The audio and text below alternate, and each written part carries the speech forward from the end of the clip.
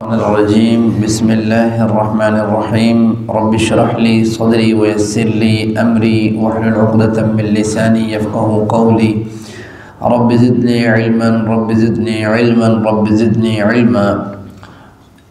सूरत यूनुस की आयत नंबर 57 से आज हम पढ़ रहे हैं। या अय्युहन्नास, अल्लाह ताला फरमाते हैं पूरी दुनिया से मुखातिब है, सिर्फ़ ईमान वाले या सिर्फ़ काफिर, सिर्फ़ मुनाफिक, सिर्फ़ मुशरिक, सिर्फ़ मवाहिद उनसे मुखातिब नहीं है। फरमाते हैं या अय्युहन्नास, ऐ लोगो, क़द यकीनन जाअतकुम, आ चुकी है तुम्हारे पास। कुरान की सूरत में अल्लाह ताला ने यहाँ पे कुरान करीम की खूबियाँ बयान की हैं। देखें, कुरान की खूबियाँ बयान होंगी तो पता लगेगा कि कुरान से फ़ायदा क्या उठाना है।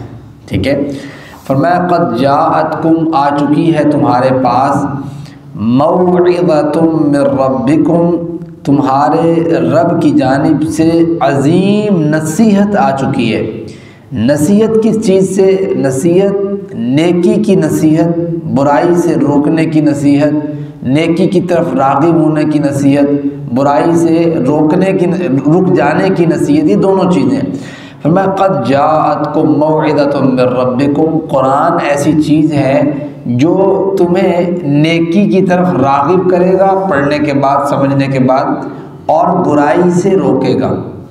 फरमाया वशिफ़ाउन, और इसी तरीके से दूसरी चीज़ ये है कि वशिफ़ाउन लिमा फ़िस्सुदूर, कि ये तुम्हारे लिए सरासर, जो तुम्हारे सीनों के लिए शिफ़ा है। इसमें इस शिफ़ा से मुराद, असल शिफ़ा से मुराद इसकी ये है, एक तो शिफ़ा ये है ना कि ये बीमारियों के ख़िलाफ़ शिफ़ा है। मिसाल के तौर पर सहाबा इकराम से बात साबित है कि कोई शख्स बीमार होता तो उसके लिए जो है कुरान करीम, मिसाल के तौर पर जैसे दम करना जिसको हम कहते हैं, कुरान करीम पढ़ के दम करते अल्लाह ताला उसे शिफ़ा देता। और इवन आप ये देख लें कि अल्लाह ताला ने इसको पढ़ के दम करने से सिर्फ़ मुसलमानों के लिए शिफ़ा नहीं लिखी, बल्कि कुफ़ार के लिए भी शिफ़ा लिखी है। तो हदीस मुबारक से ये बात समझ आती है कि जैसे कि अबू सईद खुदरी रज़ियल्लाहु ताला अन्हु की रवायत से बुखारी में मौजूद है कि सूरत फातिहा पढ़कर उन्होंने सांप के डसे हुए शख्स को दम किया, अल्लाह ताला ने उसको शिफा दी। वहाँ से उन्होंने 30 बकरियाँ अपने दम के एवज़ ली। इसी तरीके से खारिजा बिन सरद के चचा, इनकी रवायत मौजूद है अबू दाऊद में, उन्होंने बेड़ियों में जकड़ा हुआ शख्स था, जिसको हम पागल कह लें, आप दीवाना कह लें, दिमागी कोई इसका मामला था, उसको दम किया। अल्लाह ताला ने उस शख्स को शिफा दी। उन्होंने वहाँ से 100 बकरियाँ ली अपने दम के एवज़। तो इससे समझ आती है कि कुरान करीम शिफा है हमारी बीमारियों के ख़िलाफ़। लेकिन यहाँ पे जो शिफा मुराद है, वो असल यहाँ पे जो मुराद माना है वो ये है कि हमारे दिल की जो बीमारियाँ हैं, कीना, बुग़्ज़, अदावत, हसद, ये बीमारियाँ कुरान करीम पढ़ने से इंसान की दिल की बीमारियाँ, देखिए हर एक जिस्म की बीमारियाँ हमारे, एक हमारी रूह की बीमारी है। तो जिस्म की बीमारियाँ इसको भी दूर करता है कुरान करीम, और रूह की जो बीमारियाँ इंसान के अंदर, हर वक्त कीना, किसी के बारे में भरा रहना, हर वक्त किसी के बारे में बुरा सोचते रहना, बुग़्ज़ करते रहना, उसकी बीमारियों को दूर करने का भी कुरान करीम ज़रिया है। फरमाया देखो, 2 चीज़ें होंगी, वहुदन, और तीसरी चीज़ ये है कि ये किताब जो है हदायत है। यानी भाई हदायत लेने के लिए तुम कहाँ भागते फिर रहे हो, कभी किसके साथ कभी किसके पास। हदायत तो ये है तुम्हारे सामने कुरान करीम की सूरत में। अब अगर आपने देखना है कि आपका अमल कुरान करीम के मुताबिक है, आप हदायत वाले अमल पे हैं, तो आपने अपने अमल को कुरान करीम के फ़िल्टर से गुजारना है, कुरान करीम के फ़िल्टर से गुजारना है। देखना है कि ये अमल जो मैं कर रहा हूँ, या करने लगा हूँ, या करने जा रहा हूँ, इसको मैं कुरान करीम के जो बातें हैं वहाँ से गुजारूँ। मेरा अमल, मेरे अमल का साथ कुरान करीम देता या नहीं देता, इतनी सी बात है। हुदन तो तब बनेगा ना, हदायत तो तब मिलेगी कि जब हमें पता हो कि हमारा अमल जो हम कर रहे हैं ये वाकई ही उस रब की बताई हुई हदायत के ऐन मुताबिक है। और फरमाया वरहमतुल लिल मुमिनीन, और मोमिनों के लिए इसमें रहमत है दुनिया के अंदर भी, और दुनिया के अंदर अमल करने के बाद क़यामत के दिन तो जन्नत की सूरत में बहुत बड़ी रहमत है।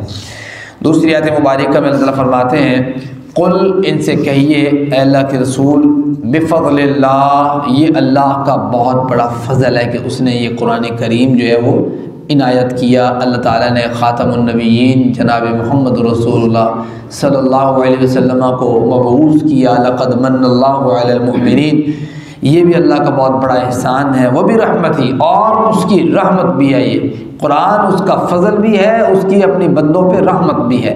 फ़बिज़ालिका फ़लयफ़रहू, चाहिए लोगों पर लाजिम है कि वो खुश हों, वो खुश हों। हुआ खैरुम मिम्मा यजमाऊन, ये उससे बेहतर है जो वो जमा करते हैं। माल जमा करना, जमा लालत, ये उस चीज़ से बेहतर है कि कुरान करीम के आने के बाद इंसान के दिल में ये मुसर्रत हो कि अल्लाह तूने मुझे कुरान करीम की समझ अदा की है, उसके मुताबिक अमल की तौफीक दी है।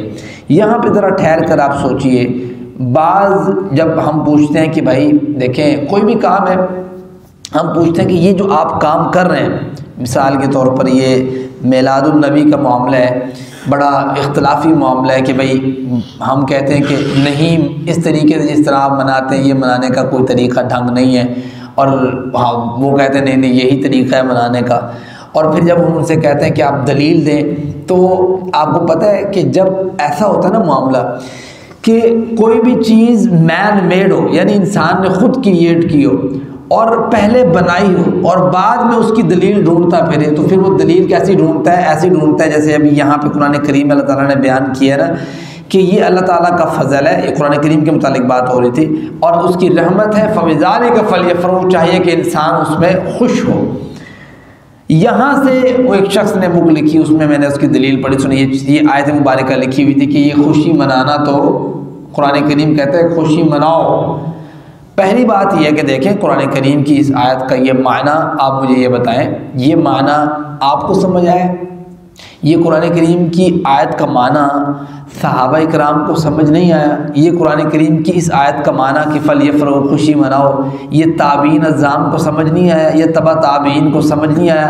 ये आज समझ आया कि भाई इसका माना ये है। हम कहते हैं कुरान का माना भी सलफ़ से लें, माना भी मफ़हूम भी सलफ़ से लें। सलफ़ यानी जो 3 अदवार थे अल्लाह रसूल के बाद, उन्होंने जिस तरीके से कुरान करीम को समझा है, उसका जो माना और मफ़हूम लिए वही माना और मफ़हूम लिया जाएगा।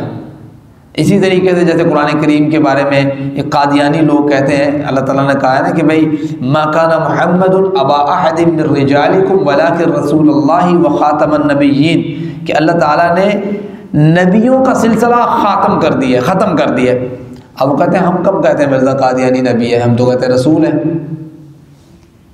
लेकिन जब हम जाते हैं सलफ़ के माना पे, तो सलफ़ ये कहते हैं कि भाई रसूल जो है, रसूल ये नबी का आला दर्जा है, नबी का आला दर्जा है। तो भाई पहले नबी होगा तो रसूल बनेगा ना, तो ये सलफ़ का माना है। तो आप करें अपना माना, तो वो कर रहे हैं ना, वो गुमराह हो गए किस तरीके से। तो माना वही है जो माना सलफ़ ने लिया है, ना कि वो माना है जो माना हम ले रहे हैं आज 300 साल बाद जाके। ऐसा नहीं होता। दूसरी चीज़ ये है कि यहाँ पे अल्लाह ताला ने यह बात नहीं की कि फ़लयफ़रहू, खुशी मनाओ। खुशी, खुश होना और खुशी मनाने में फ़र्क है, बस समझते? खुश होना और खुशी मनाने में फ़र्क है। मैं इसका फ़र्क आपके सामने वाज़े करता हूँ। खुश होना यह है कि आप 24 घंटे साल के 365 दिन खुश हैं कि अल्लाह का जिस वक़्त आपके दिल में आता है अल्लाह तेरा शुक्रिया है, तूने मुझे उम्मत मोहम्मदिया में पैदा किया, अल्लाह तेरी मेहरबानी, तेरा फ़ज़ल, तेरा करम, तेरी इनायत, यह है खुश होना। और खुशी मनाना क्या होता है कि ख़ास एक दिन उठ के आप कहें कि आज मनाओ, और मनाओ भी इस तरीके से कि ढोल भी हो, केक भी काटो और उसके ऊपर मोहम्मद सल्लम भी लिखा हो। और फिर इस तरीके से देखो, जब गलत काम आप स्टार्ट करते हो ना, बिद स्टार्ट करते हो, फिर वो उसका जो एंड पॉइंट होता है वो बड़ा खौफनाक होता है।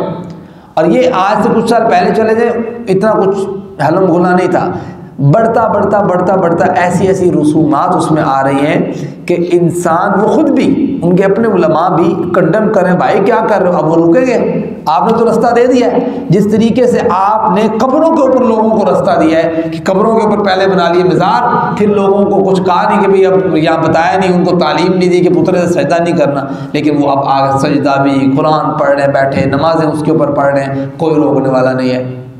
समझ, ये जिम्मेदार कौन है? जिम्मेदार वो हैं जिन्होंने रास्ता दिया है। जब अल्लाह के रसूल ने पहले ही मना कर दिया था कि भाई आपने कब्रों को पुख्ता नहीं बनाना, उसके ऊपर कुब्बे जुम्बे नहीं बनाने, उसके ऊपर आपने मुजावर बन के नहीं बैठना, उसके ऊपर लाइटनिंग नहीं करनी, उसके ऊपर आपने मोमबत्तियाँ अगरबत्तियाँ और ये सारे रंग शंग नहीं करने। जब पहले एक चीज़ मना है तो आपने उसको जब स्टार्ट किया तो उसकी आउटपुट एंड में क्या निकलेगी? गलत निकलेगी। अल्लाह रसूल का खदशा था ना ये सारी चीज़ों का। तो ये बात समझ आती है कि कुरान करीम जो हम बात समझाता है वो बात अल्लाह ताला ने, ये जो हम काम करते हैं ये कुरान करीम और अल्लाह के वसल्लम के मिजाज के ख़िलाफ़ है। अगर ये मिजाज के साथ मैच आउट होता तो हम क्यों ना करते इस तरह के मामला। हम इसलिए करते हैं, हमें डर लगता है, खौफ आता है कि हम क्यों अपनी जानिब से दीन में एडिशन और सब्ट्रैक्शन करते रहें। हमें ये चीज़ बारे में नहीं आती, हमें पता है कि उसकी आउटपुट वाकई गलत निकलेगी और वाकई गलत निकलती है हमारी आंखों के सामने। मालिक से दुआ है अल्लाह मुझे और आपको कुरान मजीद की समझ, उसके मुताबिक अमल की तौफीक दे। वमा अलैना इल्लल बलाग।